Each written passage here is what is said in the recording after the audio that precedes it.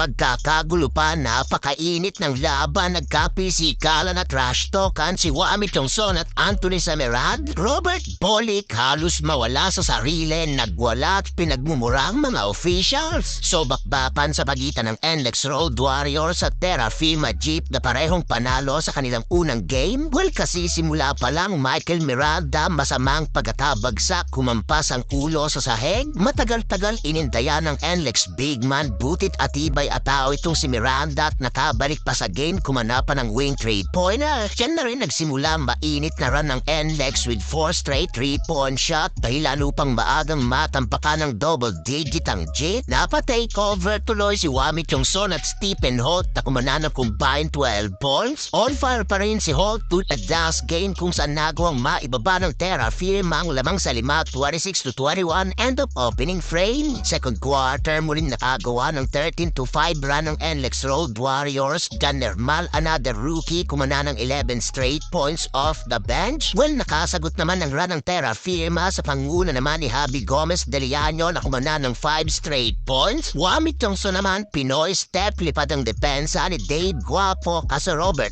Bole to make over na rin sa NLEX. Walang takot sa loob si Berto, pinabaunan pa ng stare down si Isaac Go. Off the bench mula pa rin sa NLEX, Ato Ular nagparamdam agad sa kanyang 5 straight points. Binutata pa si Chongson sa last possession kung saan natapos ang first half. Tangan-tangan pa rin ng NLEX ang double-digit lead, 57-47. Start of the third quarter, nagulat ang NLEX Road Warriors, abay in less than 4 minutes. Nagawang maitabla agad ng Terra Firma ang talaan sa all 57 mula sa kanilang 10-0 run. 2-3 ang pinakawan ng Johnny Wami Chongson. Matapos nga lang yan, dito na naging mainit ang laban. Nagkapisikalan si Chongson at Samerad na nauwi pa sa trash talkan. Dahil dyan pareho silang natawagan ng technical foul. Nagkapisikalan din si Sean Anthony at Isaac Go na nauwi rin sa parehong technical foul. Ayaw patalo ng both teams, halos palitan lang ng basket, pugpukan ng laban, pero still nanatiling angat ang NLEX ng 3 points dahil kay Berto. 73-70 end of third period. Fourth and final quarter, dito na lumamang ang Terra Firma and one JGDL at lukaway pass ni Alulino papunta kay Sanggalang. Pero Robert Bolick again hitting big time 3-pointer to tie the game. Knockout nga lang ang inabot ni Berto ng tamaan ng siko ni Wami Chongson. May relo si Bolick at dahil dyan natawagan ng F1 si Chongson, pero nanatiling in control pa rin ng Terra Firma J. Under 3-minute mark, halos magwala si Berto sa loob ng court nang hindi makuha ang tawag ng referee sa play na to. Pinagmumura ni Bolick ang officials dahil dyan natawagan siya ng technical foul. Wala ng 1 minuto, crucial turnover ang napumit ni Berto. Dami ring nasayang na point blank shot ni Sean Anthony. Dahil dyan abay heto, nagpapanalong mga farm team. 2 sunod na panalong simula ng Jeep tulad ng Black Wat.